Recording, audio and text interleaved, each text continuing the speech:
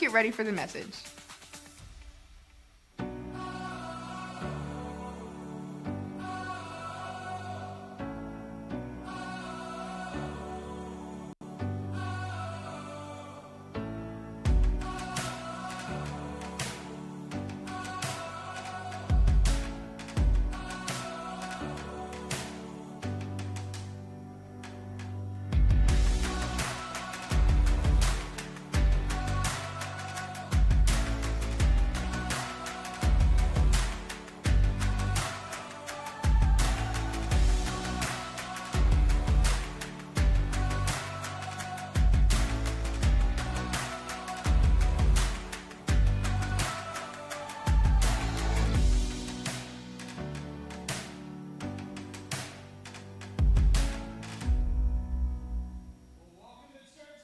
How are we feeling today?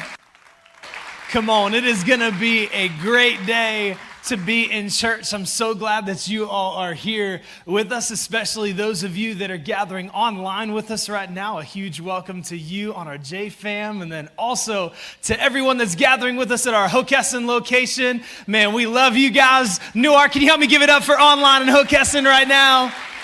Love you guys so much. Glad that you are here with us this weekend. My name is Brad, and I have been a part of the journey for several years now, and I wear multiple hats. I'm our next-gen pastor, which means that I get to hang out with kids, students, and young adults consistently. I get to act like a teenager again sometimes, and that's all good. I'm also our Newark location pastor, so I love getting the chance to be able to lead Newark location. You guys look so good today. Glad that you all are here. And my wife Haley and I, we've been coming to the journey for 9 years now, believe it or not, this month, and just an honor and a joy to be able to lead and serve here and call this our community of faith, call this place home, and so thankful to be led and pastored by Pastor Mark. Come on, aren't you thankful for Pastor Mark in this place today?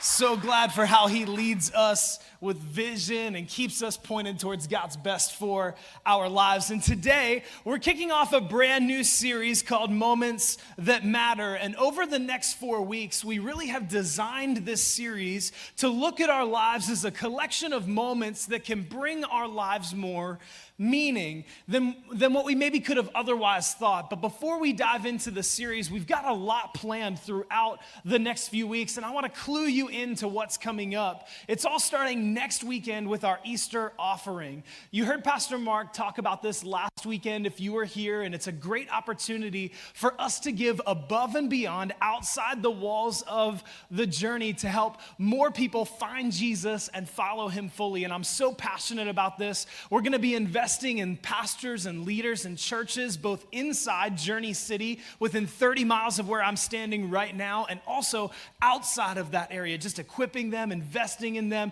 hoping that they can take it to their churches, helping more people find Jesus. And then we're also, through our Easter offering, going to be able to give towards launching a 4th location of our church in the future. I'm so excited about that. I want to invite you to do those 3 things that Pastor Mark talked about last weekend: to pray, to listen, and to give as God leads you. So that's one thing that's coming up. The following weekend, it is the moment, everybody. It is the Super Bowl of church. It is Easter at the Journey.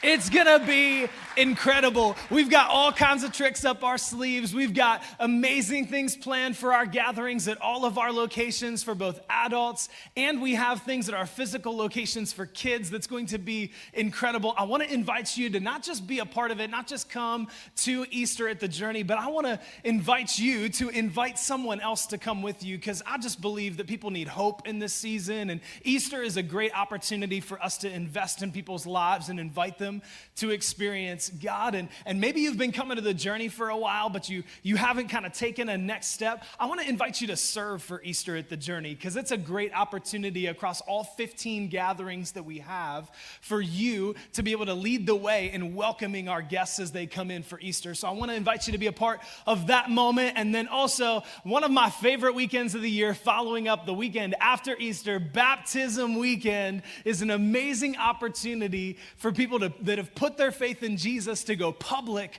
with their faith. And y'all, if you have never experienced a baptism weekend, I'm just telling you right now, you need to rearrange the calendar to come to church 2 weeks in a row.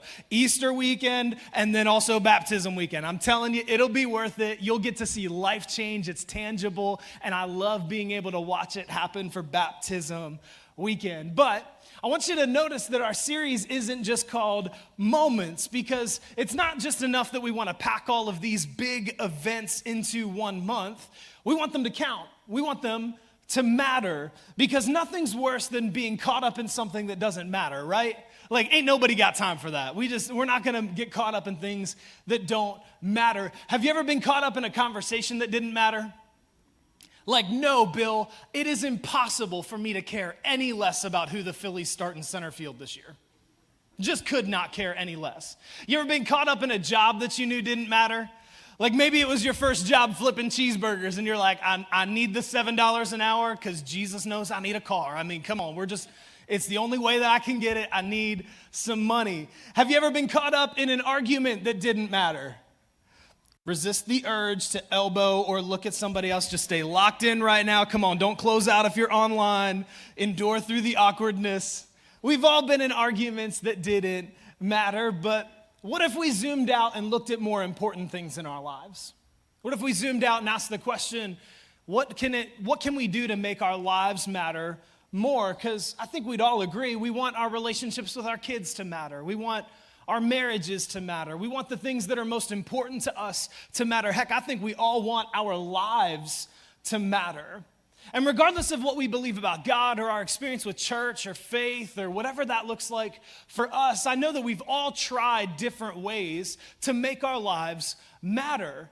Maybe you're a high school or a college student and you've tried climbing to the top of the social pyramid. And you're like, if I just attain this level of popularity, if I can hang out with this person, if I get invited to this event, then I will have made it. My life will matter. But maybe you got to the top of that social pyramid and you were still left wondering, what's the point of my life? What do I do now? Maybe you're in your 20s or your 30s and you've been working towards that promotion for such a long period of time, maybe several years. You're like, hey, I'm going to lay all the pieces in order for me to get this promotion. But whenever the job goes to someone else, you're left asking the question, well, what was the point of all of that? Or maybe you're a parent who just sent your last kid off to college and you thought, freedom, come on. But you're still left wondering, man, what's the point of my life now that I don't have someone to take care of? What do I do now? Well, those feelings aren't unique to us in 2022, because for thousands of years, people have been asking the question how they can get their lives to matter, including a guy named David, who we're going to read about today from the Old Testament of the Bible. Now, David was a man's man who was no stranger to the big moments. I mean, this guy killed a giant with a sling and a stone. People used to boast that David had killed tens of thousands of men in battle, and they wrote songs about it. David goes from being this great warrior to this king ruling over God's chosen people. Now, David, part of his story was that he wasn't always perfect. He made mistakes, but he just continued to focus on God through all of it. And towards the end of his life, he's recognizing that his moments that are available to him are becoming shorter and shorter, more and more limited. And he starts thinking about a legacy that he wants to leave for his son, something that truly matters. And so here's what David says. David said, my son Solomon is still young and inexperienced. And since the temple to be built for the Lord must be a magnificent structure, famous and glorious throughout the world, I will begin making preparations for it now. David's talking about this temple that was supposed to be a magnificent structure. In fact, whenever we look back historically, the building of this temple that David is talking about is probably one of the top 5 most historically significant events in religious history. So this is a big deal. This matters. Now, David had helped his people settle in the land that God had promised to them, and this temple was designed to be a permanent place where his people could experience God in a powerful way. It was supposed to be a huge thing to give David's life some additional meaning. So he finds something worth doing and he begins to chase after it. David collected vast amounts of building materials before his death.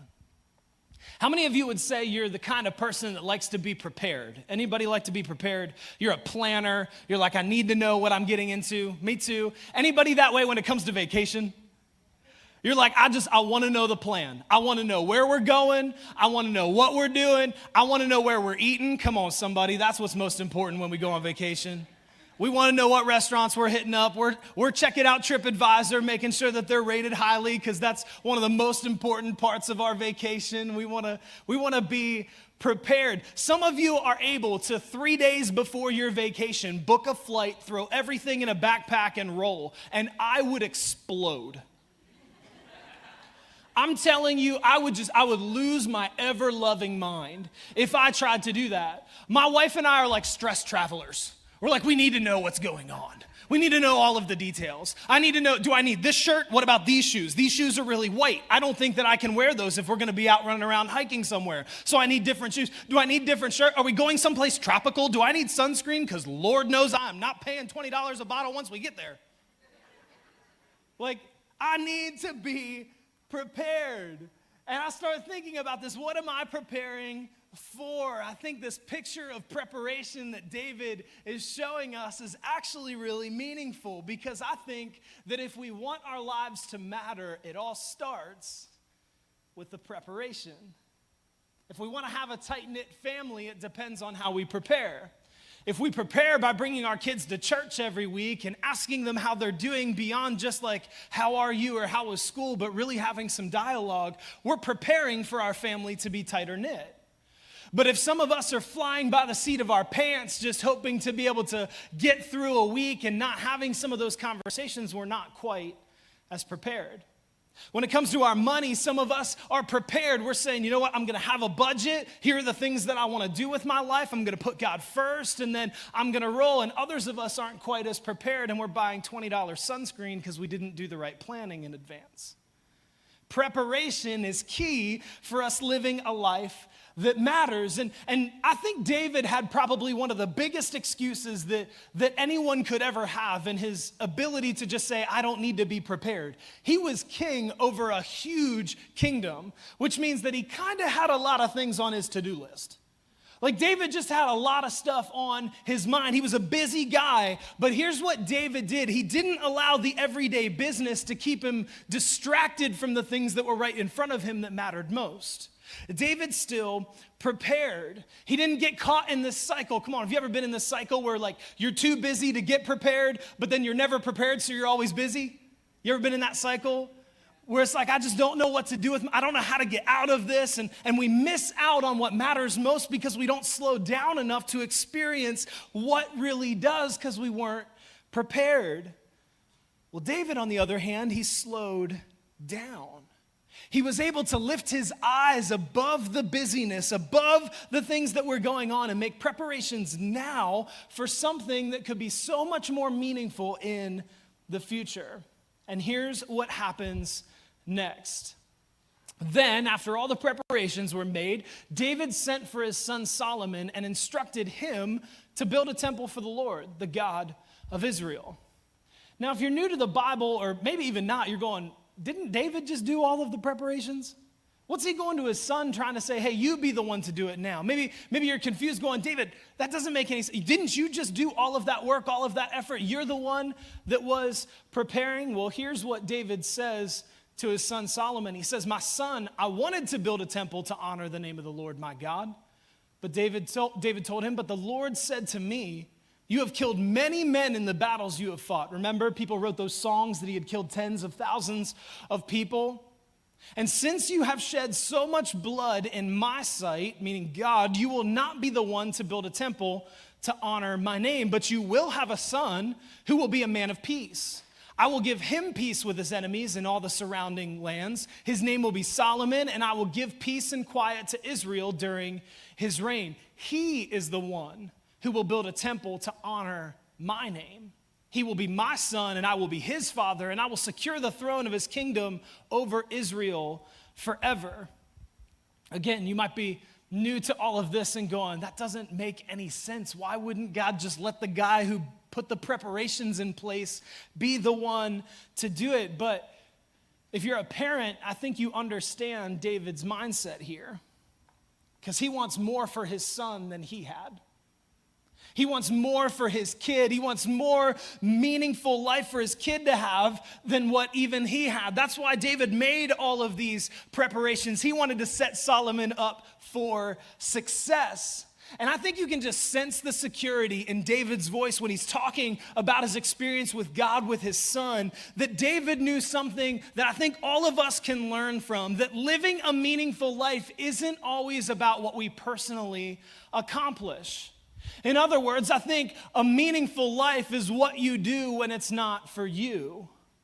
What does that look like for us to shift our perspective and seeing the world around us, our lives as a whole, instead of being all about us? What if we could recognize that a meaningful life, a life that really matters, is what we do when it's not just for us? Because there's no guarantee that every time we do this, every time we make this shift, every time we see something different, that we will get the results that we want. Parents, you know this to be true. You've been trying to set your kids up for success. You're trying to encourage them, teach them, lead them in a way that they should be going in the right direction, and then they just end up doing something dumb. Like, right? You get left asking the question, what is actually wrong with you? Like, why are you the way that you are? We talked about this. Why?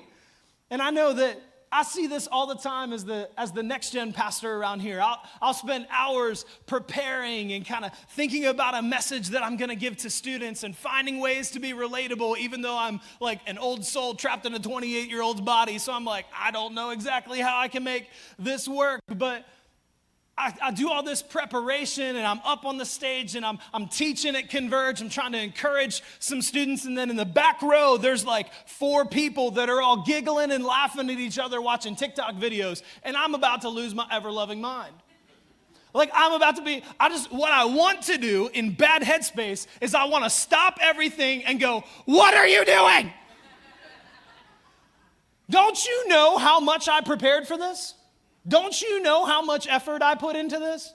Don't you know that I picked out the Nike shoes that I thought you would think are cool because I thought that was important for you to know? Like, don't you see all of the effort that I have put in? And I can get frustrated and blame students for not paying attention. And sometimes, I'll be honest, I do. But it's in those moments when I'm frustrated that my wife, Haley, often reminds me that that's not the point of my preparation. The point of my preparation isn't just for me to be comfortable, for me to get what I want. Because I think it's all about me, that I should get the result. I prepared. I deserve this. I should be the one. But instead, a meaningful life is what you do when it's not for you. My role is to prepare. My role is to have the conversation. My role is to hold boundaries when necessary. My role is to encourage. My role is to love. My role is to take responsibility, but the other person's job is to do the thing that I have encouraged them to do. That's their job. And when I start to muddy the waters and think that my job is actually theirs and their job is actually mine, I'm in a bad place. But if we could shift our perspective and start to recognize that we are in charge of the preparation and not the result, I believe we can remove a lot of the disappointment that we feel in our lives, and we can live much more meaningful lives because we're no longer holding ourselves to the expectation that someone meets up to our preparations and what we wanted in the first place. I think that we can live our lives with so much more meaning. We can trust that God is going to take care of us. And that's what David did. David made the preparations and he obeyed God when he had the vision for the temple, and he started gathering materials even though he wouldn't be the one to build it. And here's what he was able to accomplish through that preparation. David said, I've worked hard to provide materials for building the temple of the Lord, nearly 4,000 tons of gold, 40,000 tons of silver, and so much iron and bronze that it can't be weighed. David was the Jeff Bezos of 1000 BC, everybody. Like, he had a lot of money. I've also gathered timber and stone for the walls, though you may need to add more. You may need to add more. Let me ask you this question. What are you collecting in your life right now? What are you gathering in your life right now? Are you collecting as much overtime as you can? Are you collecting maybe some possessions, cars, Apple products, something that's important to you?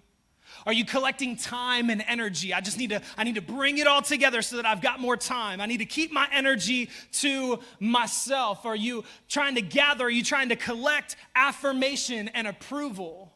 If I can just get a little bit more of that. Maybe your mindset isn't even that you want it all. You don't need to be rich like David. You don't need to have all the things like David. But what maybe is going through your mind is this: if I can just get a little bit more.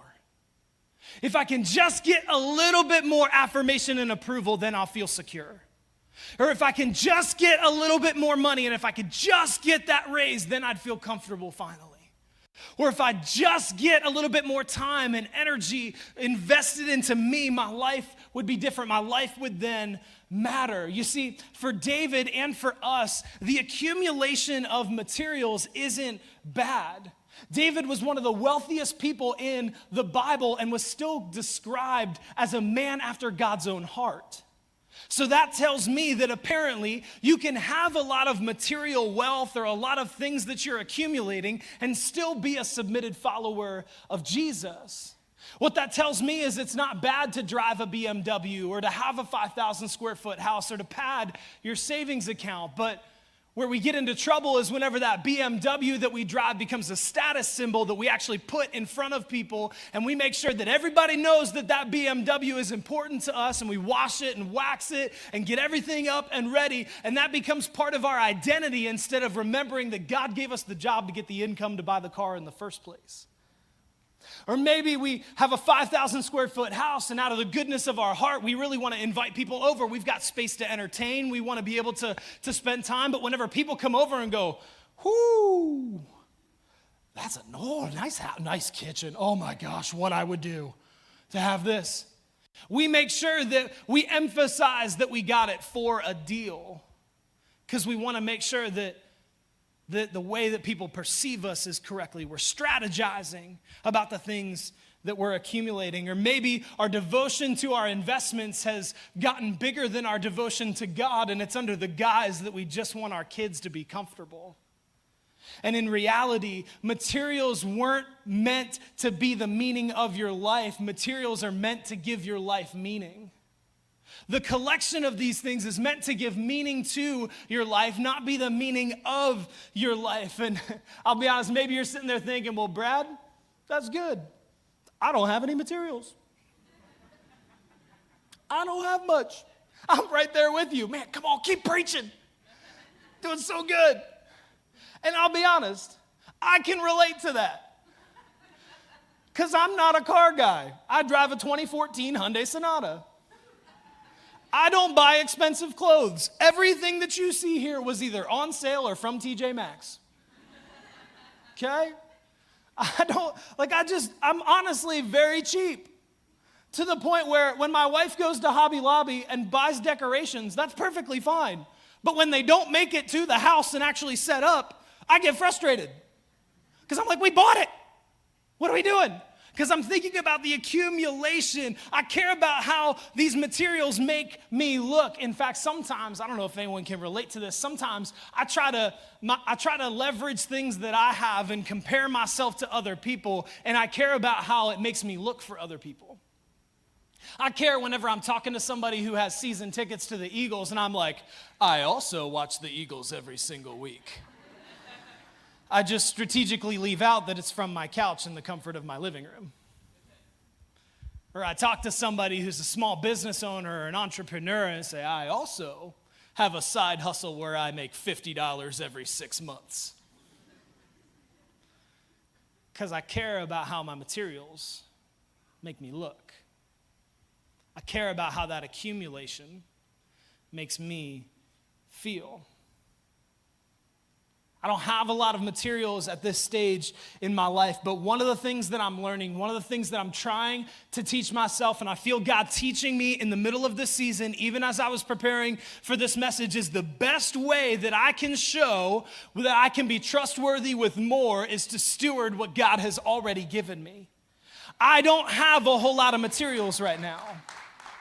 But the day might come when I do, and I want God to shape my character right now so that when or if the day comes whenever I've got more time or energy or attention or approval or affirmation, I don't let it go to my head. I know that my trust is in God, and He has shaped my life in such a way that my approval comes from Him.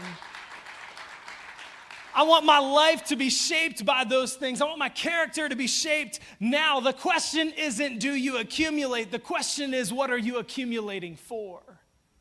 The question is, what are we living our lives for? Is it just to give us a sense of control or be happy? Or is what we are accumulating actually designed to stimulate and sustain the mission of Jesus here on earth?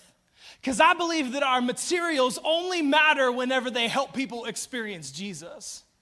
So when God's given you a car, use it to invite people to come to church. Go pick somebody up and bring them for Easter. Or when God gives you a 5,000 square foot house, thank God He gave that to you. Thank God you have the ability to do that. But use it to open up your home and invite people to experience the love of God from the middle of your kitchen over chips and salsa at your J group.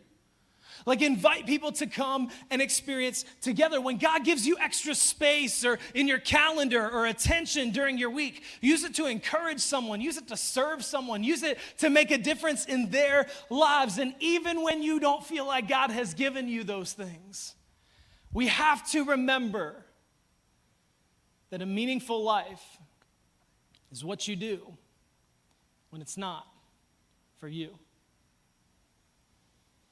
David was ready to turn over control of his life, control over everything that he had planned for, to his son. And he says this to Solomon. He says, you have a large number of skilled stonemasons and carpenters and craftsmen of every kind. You have expert goldsmiths and silversmiths and workers of bronze and iron. Now begin the work, and may the Lord be with you. Begin the work. It's a moment of ownership for Solomon. It's a moment where David turns over control and says, begin the work. David did all the preparations. He got it all lined up. But now it's time for Solomon to do the work. Several years ago, when my wife Haley and I first started serving at the Journey, we decided to serve in Journey students. And we were a little apprehensive at first, not sure that was the place where we were supposed to be, but pretty quickly we started to build relationships with some students that were growing in their relationship with God, and it just kind of inspired us. It helped us grow spiritually.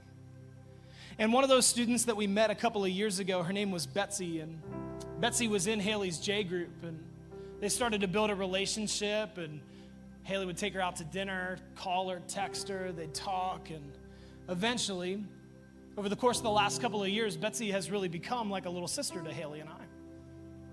And it's been this relationship that's been very meaningful to us. And late night Chick-fil-A trips after Journey students slowly started to turn into game nights where she would come over to our house and we'd play games together.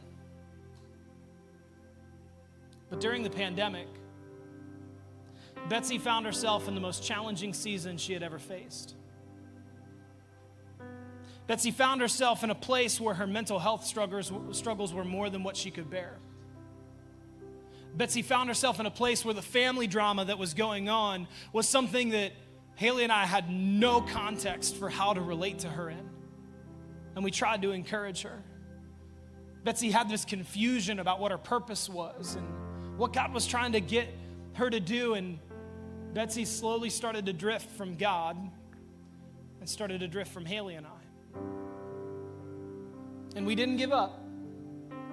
A lot of late nights where Haley and I stayed up going, man, what is up with this girl? But neither did Betsy. She began the work. In the middle of the pandemic, she began the work. Betsy began prioritizing healthy relationships, weeding out some people that weren't God's best for her and inviting people in that were. Betsy started to spend quality time with God in her slot and spot, her time and place with God. She did the work needed to slowly but surely trusting God, believing Him in a powerful way through all of the pain and the tears and the frustration. She started to pull herself out of the cave that she found herself in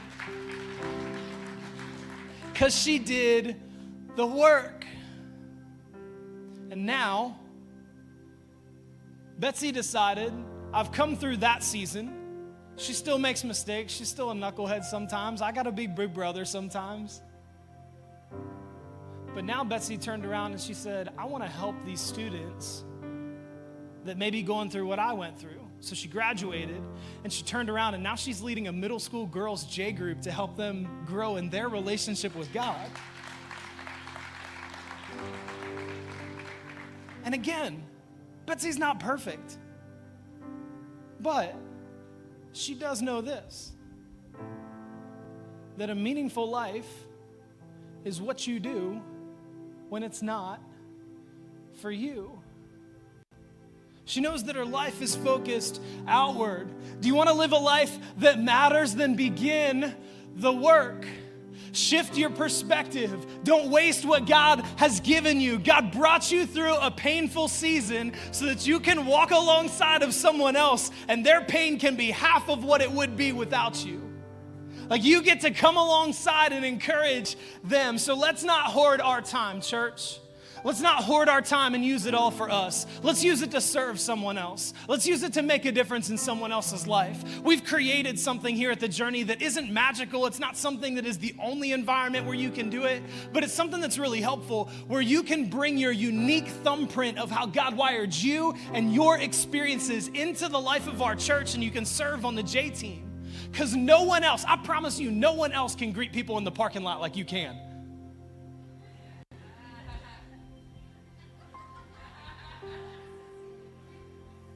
No one else can plan a kid's experience like you can. No one else can invest in a student like you can. No one else can make a difference in someone else's life like you can. So what are you going to do about it? Plugged In happens after this gathering. So are you going to change your plans to make sure to be here? Or are you going to miss the moment to remember that a meaningful life is what you do when it's not for you? That moment matters. This moment matters. Let's begin the work. Let's not hoard our time. Let's not hoard our money. Come on, church. I sense right now we need to see our money the way that God sees it.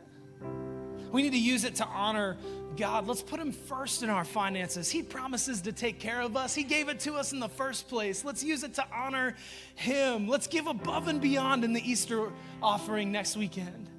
Let's find an opportunity to invest in people finding Jesus and following Him fully. So what money priority do you need to shift right now? Because that moment matters. And let's begin the work. Let's not hoard our attention and our energy. Let's use it to love other people. Come on, can I just tell you, I know you hate your job. I know you hate your job. But what if God has placed you in that job for this long so that you would recognize simply the person who is 2 cubicles down who doesn't know Jesus yet? And He hasn't removed you from the job yet because He hasn't removed you from that conversation. But your lack of willingness to go and have that conversation is actually limiting the prayer that you've been praying that God would give you a different job. Let's use our time and attention to love other people, because I don't know if it's true. I'm just shooting in the dark. I hope that's for someone here today. But I've found that whenever I shift my perspective, when I start to see my time differently, when I start to see my money differently, when I start to see my attention and my energy differently, and I use it to serve other people and make their lives better, set them up for success, my life is better. My life has more meaning. My life matters when I don't miss the moment and I begin the work. So what will we do together? Because we have to remember, church, that a meaningful life is what you do when it's not for you. And if you're here today and you're like, man, I needed that. I needed some encouragement. I need to live my life differently. I wander all over this place. Would you raise your hand? Let me pray for you. Come on, if you're online, I want you to raise your hand too. If you're at Hokessen, come on, hold them up high and just say, I need this. And then come on, let's open up our hearts big to God. Let's pray together. Father, we love you. We're so thankful for who you are and how you've given us a meaningful life, God. It's all because of you. Everything that we have is because of you. Our time, it's because you gave us life. Our money, it's because you gave us talents and jobs and open doors of opportunity.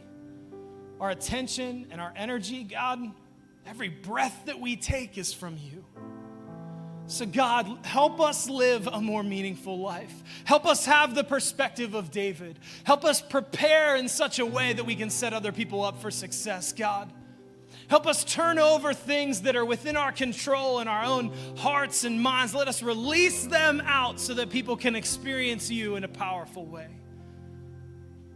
This moment matters, God. Help us begin the work. In Jesus' name we pray. Amen. Now, church, there's one more moment that matters here today.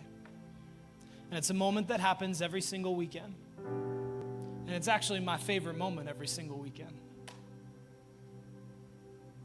Because 2,000 years ago, there was a moment when Jesus decided that his most meaningful life is what he would do when it wasn't just about him.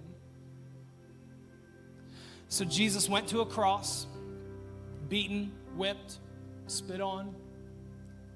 He said, I'm just gonna lay down my life so that people can experience my Father in a powerful way. And then he raised from the dead so that we could have a relationship with God and nothing would ever hold us back anymore. And for those of us that are here today, you're online, you're at Hokessen, you're here in Newark, and you've put your faith in Jesus, you remember the moment you said, this moment matters, I'm turning my life over to Jesus. And right now, some of you haven't had either that opportunity or you haven't made that decision. And I want to invite you right here, right now, this moment matters. Your destiny can be different because of a relationship with God. And all it takes is for you to say, Jesus, you have control. And if you want that today, I want to invite all of us to just open up our hearts big to God one more time here today. Come on, would you just open up your heart? If you already put your faith in Jesus, come on, would you just pray for people to put their faith in Jesus right now? And if this is you, you're ready for this moment, I want you to pray with me. I just want you to say, Jesus, I need you. I believe that you died for me. I believe that you rose from the dead to make me right with God. Be the leader and Lord of my life. Help me live my life for you. And while everyone's still praying, still focused on God right now, I wonder if you just did that. Would you raise your hand if you're in one of our physical locations? Come on, all across this room, raise your hand. Say, I put my faith in Jesus today. Hokessen, come on, raise that hand. Say boldly, I put my faith in Jesus today. If you're online, type faith into the comments right now and just say, I put my faith in Jesus today. And then Journey, I know heaven is celebrating right now, so we got to celebrate the way heaven is. Come on.